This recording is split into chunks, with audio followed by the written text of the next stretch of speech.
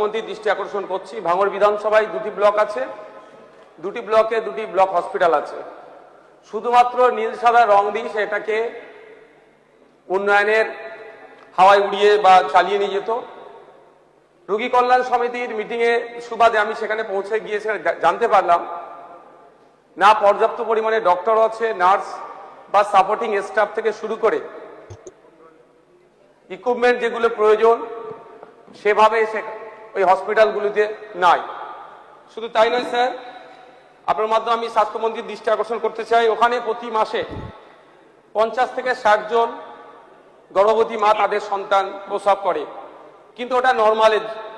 কোনো ক্ষেত্রে যদি সিজারের প্রয়োজন হয় সেক্ষেত্রে সিমক সেন্টারের কোনো ব্যবস্থাই নাই। আমি অনুরোধ করব যে হসপিটালের পরিকাঠামোগত উন্নয়নের সাথে সাথে যাতে এই ব্লক হসপিটাল দুটিতে সিমক সেন্টারের ব্যবস্থা করা হয়, তাহলে আমাদের ভাঙড়বাসীরা উপকৃত হবে। ধন্যবাদ স্যার।